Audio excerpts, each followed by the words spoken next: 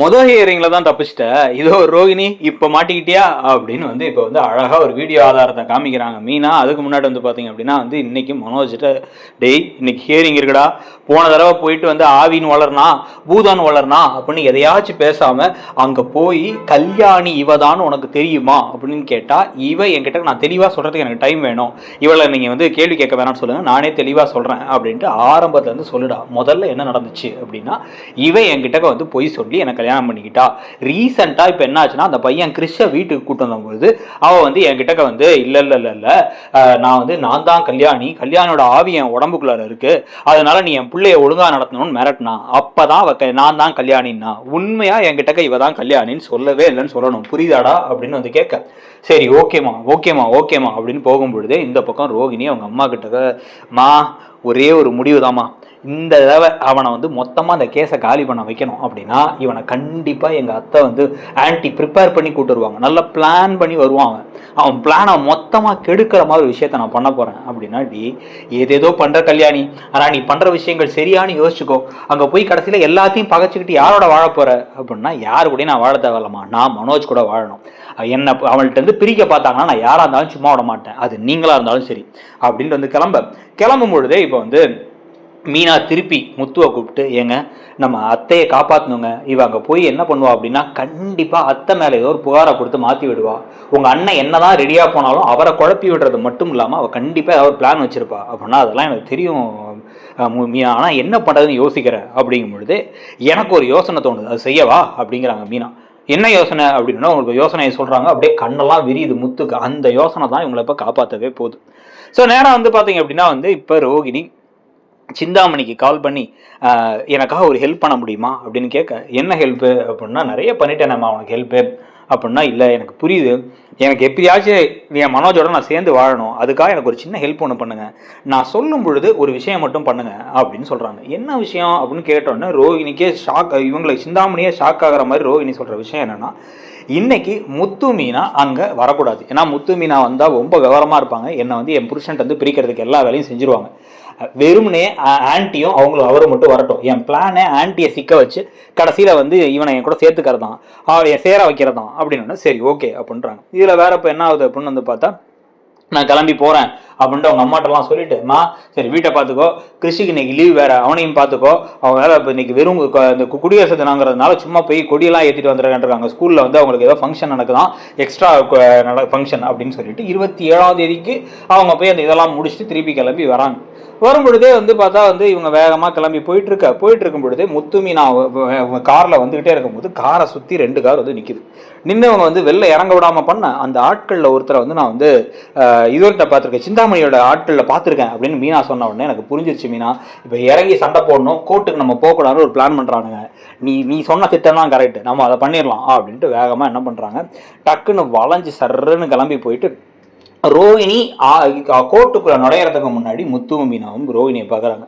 ரோகிணியை பார்த்து, என்ன கல்யாணி பிளான் எல்லாம் போட்ட போல சூப்பராக அப்படியே வந்து உன் புருஷனோட சேர்ந்து வாழ்றதுக்கு அப்படின்னா, அப்புறம் நான் ஏன் என் புருஷனை விட்டு பிரிஞ்சு வாழணும், நான் என்ன தப்பு பண்ணேன், எனக்கு ஒரு நல்ல வாழ்க்கையை அமைச்சுக்கிட்டேன், நீங்களாம் அதை கெடுக்க நினச்சா நான் சும்மா விட்டுருவேனா, எல்லாமே மனோஜுக்கு தெரியும், நான் மனோஜ் கிட்ட எல்லாத்தையும் முன்னாடியே சொல்லிட்டேன் அப்படிங்கும் பொழுதே வந்து, அப்படியா அப்படின்னா, ஆமாம், ஓ சரி சரி சரி சரி சரி சரி ஓகே ஓகே ஓகே அப்படின்னா வந்து நாங்கள் என்ன பண்ணுறோம் அப்படின்னா, கூடவே வந்து உன்னோட ஃபர்ஸ்ட் புருஷனோட குடும்பத்தினர் இருக்காங்கல்ல, அவங்களும் ஊருக்கு வந்திருக்காங்களாம், அவங்களையும் இன்னைக்கு கோர்ட்டு கூட்டுற போகிறோம், அது இல்லாமல் ஸ்பெஷலாக இன்னும் 2 ஆட்கள்லாம் வரப்போகிறாங்க, அவங்க வந்ததுக்கப்புறம் தான் அவனுக்கு உண்மைலாம் தெரிய போகுது அப்படின்னு கேட்டு சொன்னோன்னே, இன்னும் யாரை கூட்டுற போற, என்ன விஷயம், ஏய் என் விஷயத்த தேவையில்லாம தலையாடாதீங்க, நான் யாருன்னு தெரியாது உங்களுக்கு அப்படின்னா, இந்த பாரு நீ என் அண்ணனோட சேர்ந்து வாழக்கூடாது, எனக்கு ஒன்றை பிடிக்கல, அதுதான் ரீசன். ஆமா எனக்கும் தான், போகும்பொழுது என்னை போட்டு கொடுத்துட்டு போனல, நான் உன்னை கண்டிப்பாக வந்து இப்போ போட்டு கொடுக்க தான் போகிறேன், இன்னைக்கு என்ன பண்ண போகிறோம் அப்படின்னா, டிசைனாக 2-3 ஆட்கள்லாம் கூட்டுற போகிறோம், உன் ஃப்ரெண்டு அப்புறம் அந்த மகேஸ்வரி இருக்காங்கல்ல, அந்த மகேஸ்வரி, இந்த பக்கம் வந்து பார்த்தா அப்படின்னா வந்து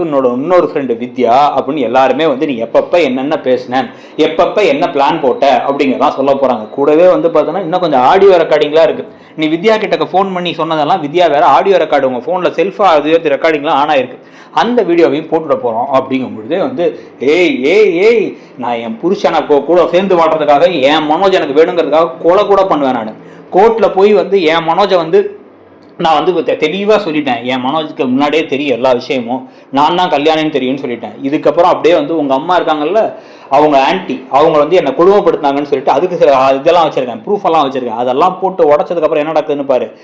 இப்போ மனோஜுக்கு என்னை பற்றி ஒரு விஷயம் தெரியாது, ஆனால் அந்த மனோஜையே வந்து அப்படியே திக்கு தண்ணதாக வச்சான்ல, உங்கள் அம்மா என்னை அடிக்க தானே செஞ்சாங்க, அவங்கள நான் கேள்வி கேட்கறத எப்படி வந்து எல்லாம் நடக்க போகுதுன்னு மட்டும் பாரு, வரதட்சணை குடும்பம் அடுத்து கேஸ் போட போகிறேன் அப்படின்னு மாற்றி மாற்றி பேசிக்கிட்டே இருக்கேன். அப்படியா அப்படியா அப்படின்னு கேட்காம அவங்க அப்படியே கட்டுப்போடு இருக்காங்க. இப்போ இந்த சமயத்தில் வந்து பார்த்தீங்க அப்படின்னா வந்து இப்படி ரோகிணி பேசிக்கிட்டே இருக்கும் பொழுதே வந்து பார்த்தா வந்து இன்னொரு ஆட்டோ ஒன்று வந்து நிற்குது. ஆட்டோ இன்னொன்று நிற்குது. நின்ன உடனே வந்து டக்குன்னு என்ன பண்ணுறாரு முத்து, சரி சரி விடு விடு அப்படின்னு ரோகிணி கோபமாக உள்ளர போகிறாங்க. யார் இறங்கி வரான்னு பார்த்தா ஆட்டோவில் வந்து கிறிஷோட பாட்டியும் கிறிஷும் இறங்கி வராங்க.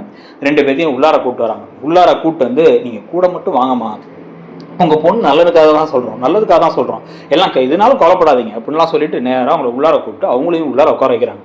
ரோகிணி அப்படியே திருன்னு முடிக்கிறாங்க. இதுக்கு இவங்க வந்திருக்காங்கன்னு பார்க்கும்பொழுது அடுத்து வேற இந்த நம்ம வித்யா எதுவும் ஆடியோ ஆதாரம் வச்சிருப்பாரா என்ன ஏது அப்படின்னு டக்குன்னு வந்து இப்போ வித்யாவுக்கு கால் பண்ணுறாங்க. வித்யாவுக்குள்ளே 2 கோர்ட் ஆரம்பிக்க போது, என் ஆடியோலாம் கொடுத்தியா, உன் வாழ்க்கையவே நான் நிம்மதியாக வாழ விட மாட்டேன் அப்படின்னா, என்ன மிரட்டுற வேலை வச்சுக்காதரி, ஆனால் நான் எந்த ஆதாரத்தையும் கொடுக்கல. அவங்க 2 பேர் ஏன் அப்படி சொன்னாங்கன்னு தெரியல, ஆனால் எனக்கு நீ பேசுனதெல்லாம் நான் ஏன் ரெக்கார்ட் பண்ணி வச்சுக்க போறேன், ஏன்ட்டெல்லாம் அந்த மாதிரி எந்த ஆதாரமும் இல்லை அப்படின்னு.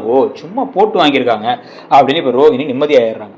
ரோகிணி நிம்மதியாகி உள்ளார போனோடனே வந்து முதல்ல வந்து முதல்ல அந்த மனோஜை கூப்பிடுங்க. ஏன்பா மனோஜ், உனக்கு இவங்க வந்து கல்யாணின்னு முன்னாடியே தெரியுமா தெரியாதா அப்படிங்கும்போது அவர் இப்போ பிளான் பண்ணதை ஒழுங்காக சொல்கிறார்.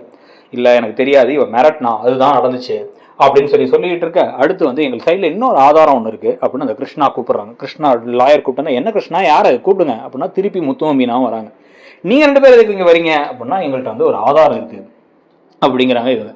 அதை வந்து எங்கள் ஃபோனில் வீடியோவும் ஆடியோவும் இருக்குது, அதை நாங்கள் ப்ளே பண்ணுறதுக்கு அனுமதி வேணும் அப்படின்ன உடனே இவங்க வந்து இந்த பக்கம் ரோகிணி சொல்கிறாங்க, இப்போல்லாம் ஏஐ காலத்தில் எல்லாருமே ஏஐயில் எல்லாத்தையும் உருவாக்கிடுறாங்க, ஏதோ புதுசாக ஏதோ பிளான் பண்ணி எதையோ கொண்டு வர பார்க்குறாங்க, என்கிட்ட வந்து இவங்க என்ன சொன்னாலும் சரி பரவாயில்ல காமிச்சிக்க சொல்லுங்கள் அப்படின்னு. இவங்க என்ன நினைக்கிறாங்க, இந்த வித்யாட்ட ஆதாரம்னு சொல்லி ஏதாவது காமிக்க போகிறாங்கன்னு பார்த்தா வாசலில் வேணுனே ரோகிணியை இப்போ உசுப்பேற்றி விட்டும் போது ரோகிணி பேசினாங்கல்ல, ரோகிணி வந்து என் மனோஜை வந்து நான் அடையிறதுக்காக என்ன வேணாலும் செய்வேன், அவனுக்கு நான் கல்யாணின்னு தெரியவே தெரியாது, ஆனால் அவனே திக்கு திணற மாதிரி விஷயத்த பண்ணல, இப்போ அடுத்து என்ன பண்ண போறேன்னு பாரு, உங்க அம்மா மேல வரதட்சணை கொடுமைன்னு கேஸ் போட போறேன்னு பேசினாங்கல்ல, அதை வந்து பேச வைக்கும்போது அதை வீடியோ எடுத்துடுறாங்க.